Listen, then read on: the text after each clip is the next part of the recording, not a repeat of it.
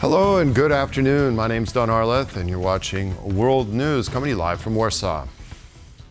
In Belgium, 5 drones were spotted over the Doel nuclear power plant on Sunday evening, according to a spokesperson for the energy company Engie. Operations at the plant were not impacted by the sightings. Our EU correspondent Angela Skujins has more on this incident and similar ones recently plaguing Belgium. 3 major drone incursions in the last week. This is the reality for Belgium as it combats another day of drones spotted over a nuclear power plant, Doel, in the country's east. This is according to the energy giant Engie, and it comes off the back of other drone sightings here in the Benelux country. On Tuesday, drones were spotted over Zaventem International and Domestic Airport, leaving hundreds of travellers stranded and flights diverted to the Liège airport, roughly an hour's drive east. And on Monday, for a 3rd consecutive day, drones were spotted flying over the Klein-Brogel military base in the country's north. Belgium has been scrambling, trying to find the culprit, as well as attempts to divert these drones from disrupting the country in the future. They've called on their European allies to provide expertise, such as the United Kingdom, France and Germany. On Sunday, the UK announced that they would send in expertise as well as equipment to disrupt these drones. We heard Richard Knighton, the head of the British Armed Forces, state that this looks like hybrid warfare coming out of Russia. However, he did not specifically stipulate that this was the operations of Moscow. We heard similar rhetoric coming from the Belgian Defence Minister, Theo Franken, stating that it looks and smells like operations from the Kremlin. However, Russia has strenuously denied the allegations. We also saw on Thursday the coming together of the National Security Council in Belgium with an announcement that cabinet ministers would hopefully endorse a €50 million cash injection to thwarting these disruptive drones. Angela Skujins from Brussels for TVP World. For the second time in just over a week, Ukraine used naval and other drones to strike the port in Tuapse, Russia. Ukraine is increasing its efforts to target the shadow fleet and reduce Russia's ability to export oil.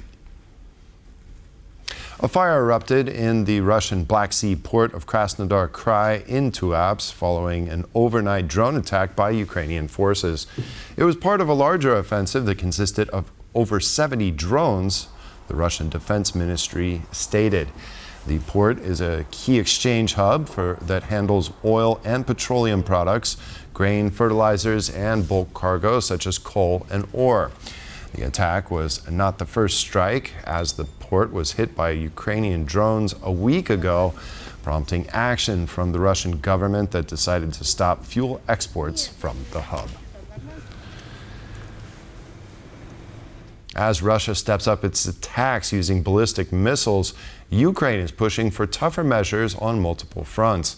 President Volodymyr Zelenskyy says Moscow's growing use of ballistic missiles has left Ukraine in urgent need of more air defenses and energy supplies. He also calls for new EU sanctions targeting those still profiting from Russia's war economy. Together with our partners in the European Union, we are already preparing the 20th package of sanctions. We expect the content of this package to be prepared within a month, and we propose including Russian legal entities and individuals who are still making money from energy resources. There will also be an update on the kidnappers of Ukrainian children. There must be truly global pressure against this, and, of course, there must be much more pressure on all the schemes that allow Russian military production to operate. Ukraine has launched a sweeping anti-corruption crackdown in its energy sector, targeting a powerful network accused of manipulating state-run companies. The high-stakes probe, centered on Energoatom, could have major implications for the country's EU ambitions. Ukraine's Anti-Corruption Bureau has launched a major operation targeting graft in the country's energy sector. Investigators say they have exposed a high-level criminal network that allegedly sought to influence state-run companies, including the nuclear power operator Energoatom. The probe, which took 15 months and includes over 1,000 hours of audio recordings, aims to trace the flow of illicit funds and identify top officials involved in the scheme. Authorities have not yet disclosed the names of suspects, but say that further details will follow as the case unfolds. Combating corruption remains one of the key conditions for Ukraine's bid to join the European Union.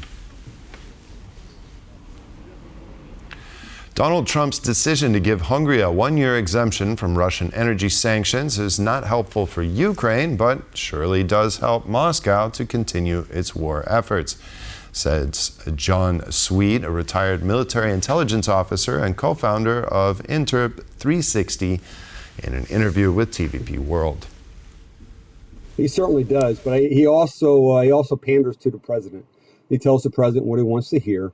And the president responds to that. I think the decision to give him a one-year exemption is not helpful, at least for Ukraine, because it continues to put money into the Russian coffers in order for them to continue the war.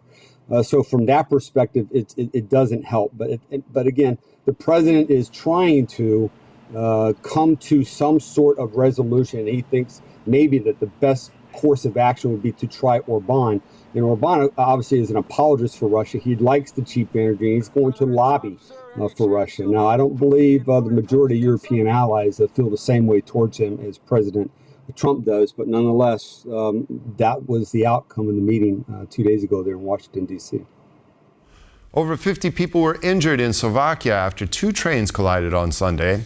It's the second accident of this type just in this past month alone.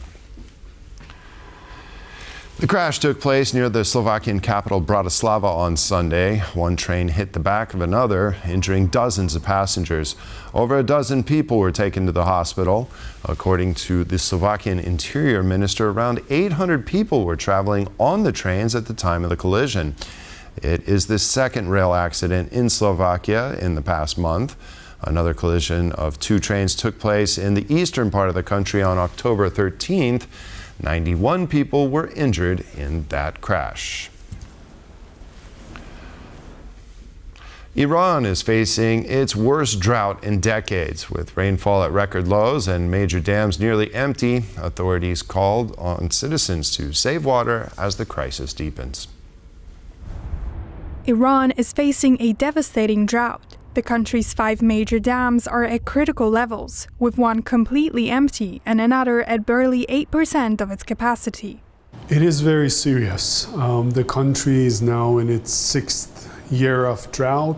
It first started with cutting water from the environment, most silenced or voiceless sector, then farmers, then industrial areas, and now the urban areas. Many people have long sounded the alarm, with experts drawing attention to poor management by the authorities, but also pointing out what they call a wasteful lifestyle when it comes to water usage in Iran's major cities. It's the product of decades of mismanagement, lack of foresight, and problems in planning in not only the water sector, but the other sectors that the water sector is interconnected with. President of Iran, Masoud Pezeshkian, warned that if there is not enough rainfall soon, Iranians could be forced to ration their water. And if that does not help prevent a disaster, Tehran, Iran's capital city, could even face evacuation.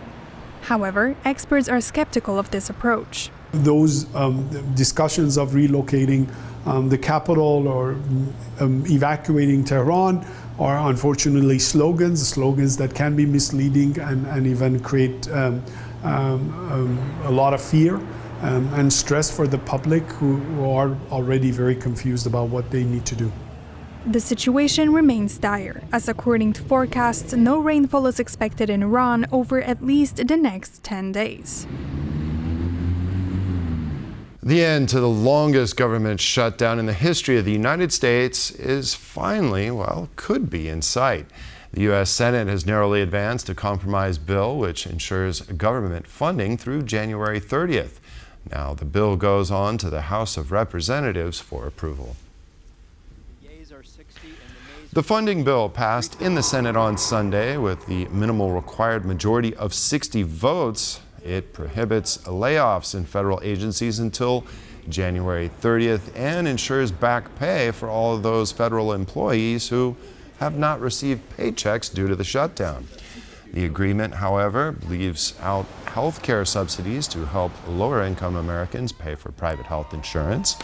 The disagreement between the Democrats and Republicans over these subsidies was at the center of the now 41-day-long government shutdown. The Republicans, however, have maintained that they are open to return to the issue later. In order for the government to reopen, the proposed funding bill now has to pass the House of Representatives and then be signed by the U.S. President. We're going to start that, and we have The UN Climate Conference, also known as COP30, is underway in Brazil, where world leaders are discussing the future of global sustainability. Whether the agenda can be pushed forward is a matter of debate, as the United States is the only country absent from the talks. To explain the changing dynamics and tell us what is at stake, TVP World was joined by Daniel Czyżewski, a member of the Polskas Natury Foundation. It will be very difficult to establish something significant without the U.S. representation. As we know, the current administration under President Trump is not only not joining the global climate action, but also obstructing it in a way. We had the talks about the global maritime carbon tax recently, and the United States actively obstruct that process, didn't want any global carbon tax on maritime. The talks will be very difficult. We have China, which want to have stronger impact on those negotiations. The balance of power is shifted without the United States. And with that, we conclude this edition of World News. Thanks for joining us. Have a wonderful day, and we'll see you next time. Goodbye.